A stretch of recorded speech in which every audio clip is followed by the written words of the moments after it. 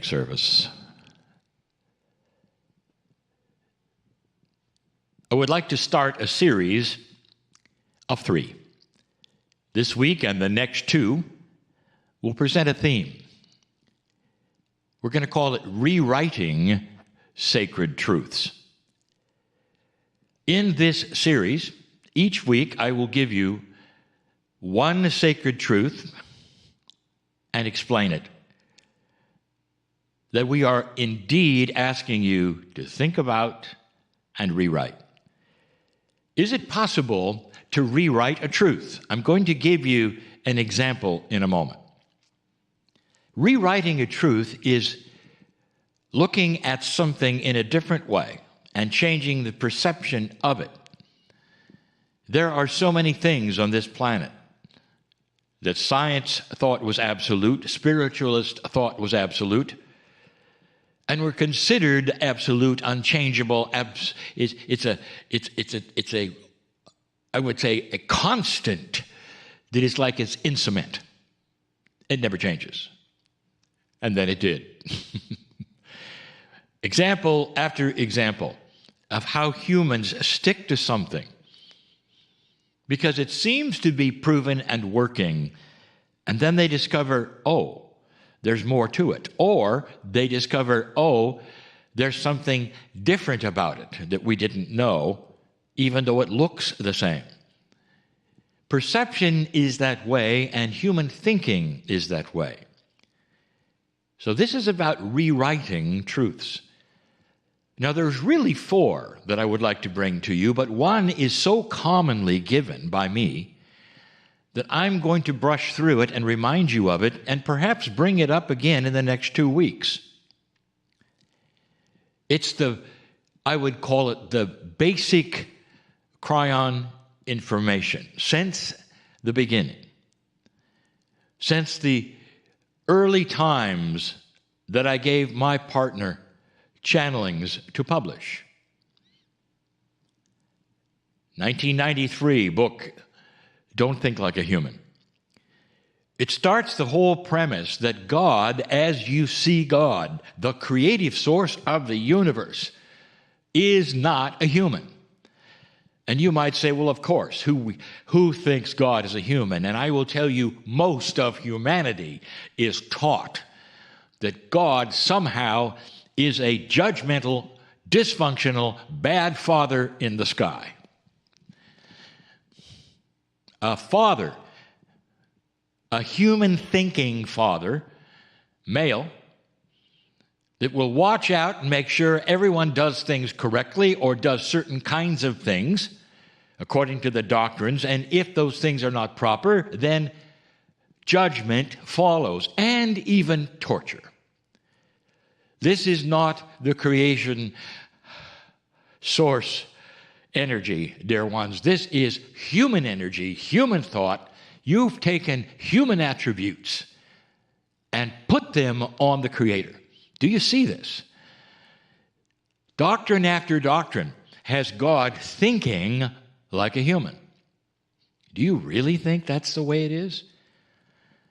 Again, I will say it. Do you really think that God will punish all of humanity because one of them made a mistake early on when they were just getting started? And everyone pays the price now, and everyone gets tortured equally unless you do something. That is not the scheme of God. The plan, the scheme, all of that of God is love and compassion and beauty and kindness and benevolence, period. I'm going to say that perhaps in the next 2 weeks. But that is always number 1. For you to understand that creative source that you can call anything you want to, God seems to be the word you've used. But you don't have to use that word. Spirit is a good one because it doesn't have all of the trappings and the perceptions that the doctrines that say God perhaps might. There are other attributes that we're asking you to rewrite. Rewrite sacred truth. And the first of the 3 that we have brought to you before in pieces and parts, I'll now expand upon. Expand upon in a way that perhaps you've heard before in other Kryon channels, but not necessarily exactly like this one. Anyway, you need to be reminded. There are so many things that I offer the rewrite for. Because, dear ones, this is an energy that starts to awaken new kinds of awareness. The kinds of things that are starting to be awakened create new perceptions. It's almost like the light is being turned on in a way on this planet that lets you see through the veil, perhaps even holes in the veil. That veil that you have created, that you say separates you from God, like a wall. Indeed, in the past, it has been like a wall. Lower energy consciousness creates a wall so thick between higher thinking and you that you start to make up things that you think are on the other side of the wall, on the other side of the veil. Most doctrines, dear ones, of this planet were created in those older consciousness energies, doing the best they could to try to understand what that Creator wanted, if you can even use the word wanted. That in itself is a human concept. There's a Creator, there's us. Therefore, that Creator must do this, that, and that. How does the Creator feel? How does the Creator be angry? How does the Creator want this, that?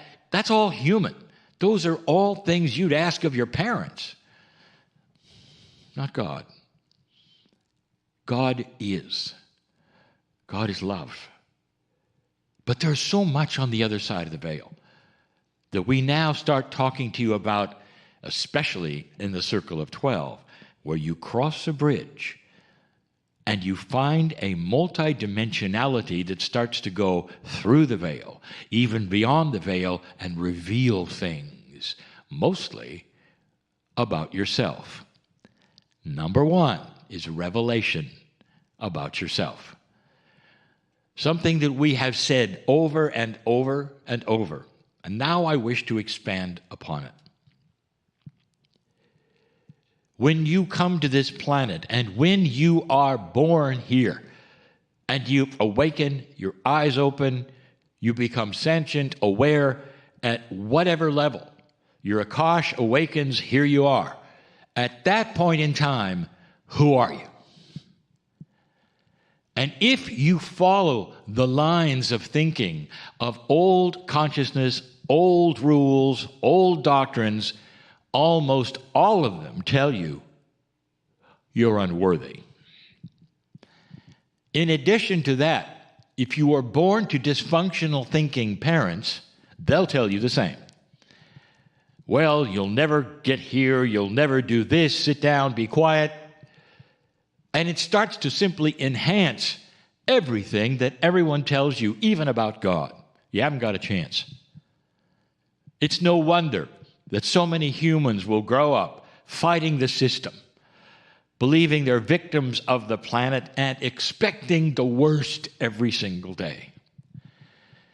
Listen, if you think consciousness is energy, what happens to energy that is negative, that paints a picture of bad things happening every day, and you put it out there in front of your path? I'm no good, you might say. Bad things are going to happen eventually. I'm waiting for the other shoe to drop, as they say. It's good now. Oh, I better enjoy it while I can because it's not going to last, you know. These are energetic thoughts put in the path in front of you, and then you walk through them. You do understand that, don't you? It's not true. None of it is true. When you open your eyes as that infant that you are, right next to your mother, that moment that you arrive, dear ones, and everything starts to function, You are absolutely precious and magnificent. There is no dirt there. You are not born dirty or unworthy.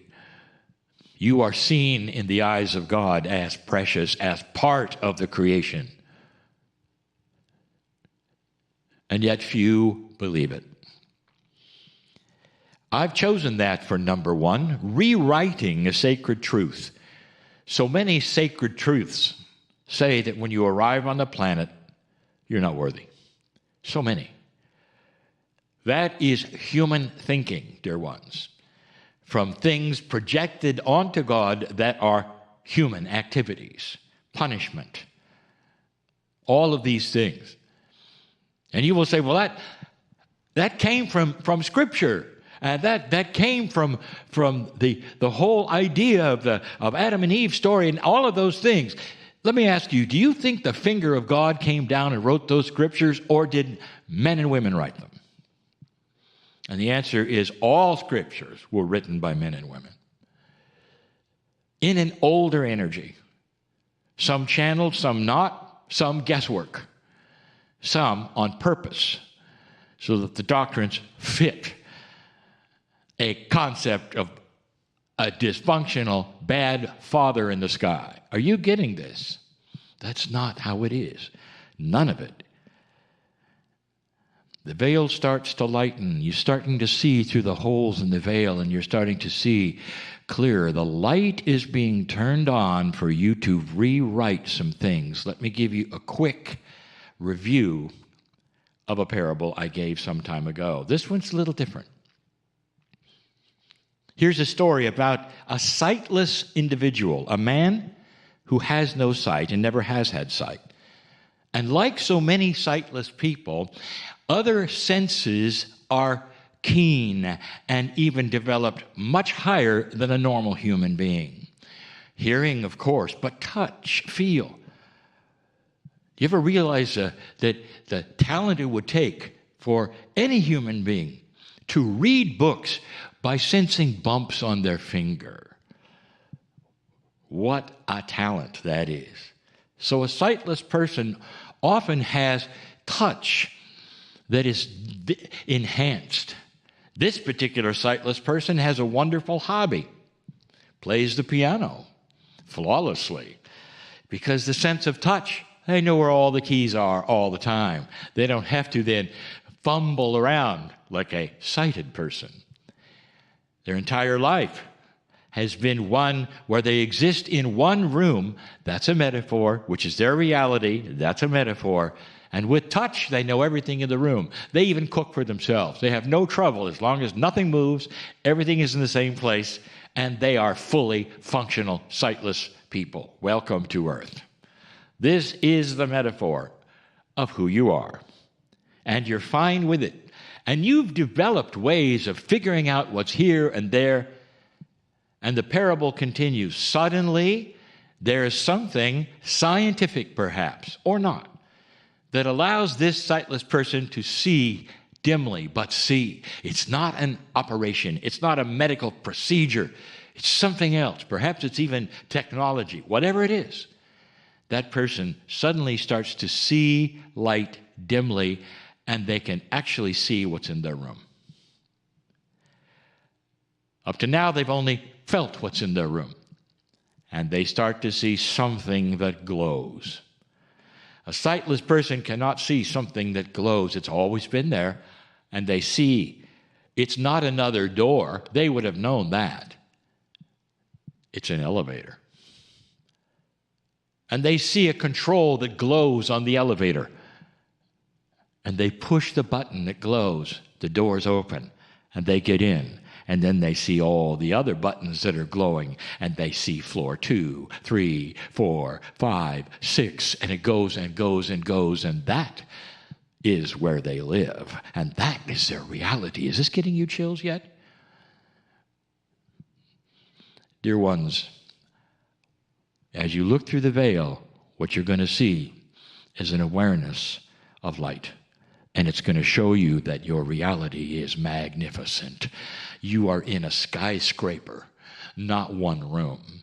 And in those other levels are all the abilities of magnificence that you have, the talents that you already have, the healing that is yours. This is the reality that's coming for you. This parable we've given before in other ways. But do you see how light would change your perception of a basic truth? That's number 1 of 3 that I'll give you this week, the next one, and the next one. Dear ones, every single one of these enhances you, the human being. It doesn't tell you there's something to do. It offers for you to see how grand you are that you may not have seen before. And so it is.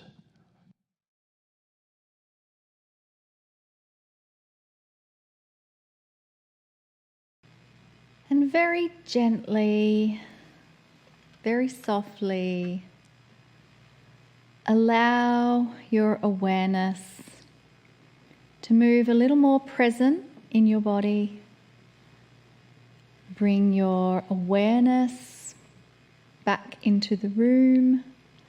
And if you've had those beautiful eyes of yours closed throughout that channel, I invite you to open up your eyes.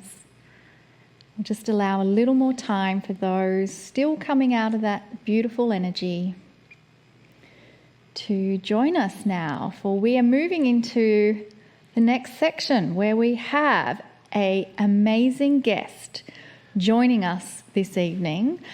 This is my favorite section. Yes, I know it is for you. And me Yes, too, right. because as we hear from all the amazing healers that come onto this show, we expand.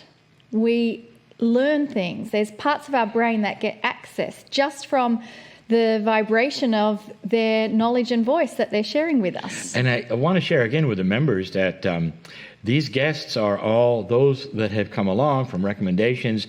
They're not people necessarily that I know, so I get to meet them when you get to meet them and hear all about that which they have to tell us. Absolutely. And tonight we have Evette Rose. And Evette, are you there?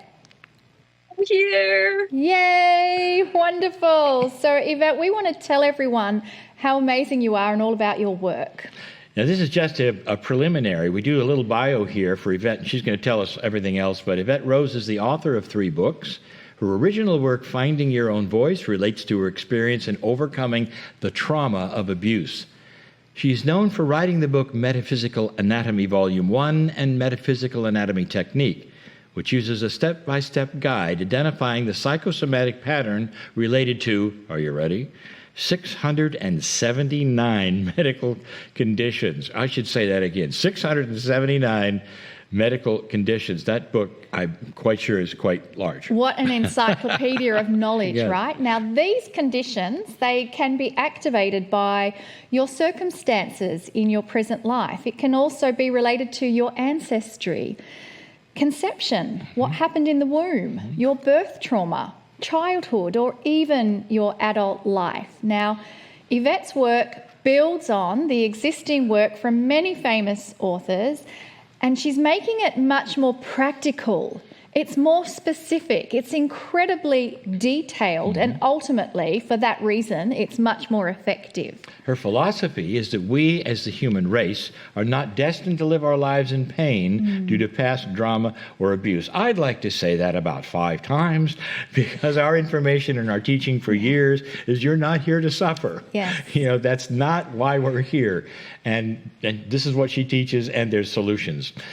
We suppressed our ability to complete and heal trauma naturally, and as a result, our true identity is influenced by trauma. Now, I'm going to turn it to her in just a moment, but I also know she has a video, and I love the title of it, so I'm going to give it to you, and it says, Why People Don't Heal and What to Do About It. Is that practical enough? So, Evette, welcome to the show. Please, you can take it from here. Thank you so much for having me. I'm so excited to be here with you. And I loved how you moved out of the meditation and you talked about expansion and how we all just contribute to life and the vast pieces of information that's just in this pool of this quantum field that we all find ourselves in. And sometimes unbeknownst to us, what our future holds and how we're going to be tapping into that in the information that we can end up tapping into. And that is also basically what happened to my journey. I had no idea that I was going to write this book, Metaphysical Anatomy, that you just talked about here. And I never thought of actually becoming an author. I wanted to become a crime scene investigator. I wanted to become a lawyer to support people who have been treated unfairly during systems and throughout domestic violence, which I didn't realize at the time, which I would have learned later on, that when I tapped into this pool of consciousness, where a big part of my future purpose would be laid out for me, is that roles that I chose for myself as a job back then when I was in my early 20s was an expression of the injustice that I felt in my life, finding the solutions, finding the reasons why certain things happened, to find closure with things that was perhaps left opened. And that was me trying to heal my wounds from the past. And so my life was a complete mess, right? This is why we all come into personal development. There's something in our lives that doesn't work for us. So we start looking for alternative methods because the methods that we're using is just not working. And so when you are in that place of unresourcefulness, that's when you become quite open-minded, more so than what you would have been prior, because clearly you don't have the answers. And that's where I found myself. I found myself on a crossroad where it really was at a point where I was drinking so much, I was smoking so much, I was a workaholic. My whole life was the picture portrayed of someone who was just so trying to numb themselves and not to feel what was going on for me, because my body was trying to say, hey, there's pain here, there's a call to action. But I'm like, I don't want to listen, don't want to feel it, so we suppress it. And so we build our entire life around not feeling. But the more we do that, the deeper we sink into the subconscious old unresolved wounds, and the louder that becomes. And that's exactly where I found myself. And long story short, I was at that crossroad where I decided I'm going to take my life. I'm done. This is now, it's either we live or we fix this, or we end this, because I was that unresourceful. And I even left that morning a message on my manager's phone, and I said, I'm not coming in. Here's all the tasks, what I'm handing over. And I had enough. It was 5 o'clock in the morning. And I remember, and I sat in front of the computer and I'm thinking, I don't know why I'm sitting here. But there was something that ran through my mind, and I was thinking, listen, but there's other people around me that's happy. What are they doing that I'm not? We're all made up from the same biological makeup. What is it that they're doing that I'm clearly missing here? So that's when my competitive side actually kicked in. And I, funnily enough, believe it or not, I had my shot of vodka because, this was my final drink and my final cigarette. And I'm sitting there in front of the computer and I typed in how to be happy. Because I'm like, I don't have the answer. Let's ask Google. It sounds funny, but that's actually truly what happened. And I saw crystals, and it's this and it's that, and it's angels. And I went from being raised strictly Christian to becoming, of course, the opposite, rebelling, an atheist. And I'm looking at something that's completely the opposite to what I believe in. But I didn't have the answers. I was so unresourceful that I thought, I'm going to do this.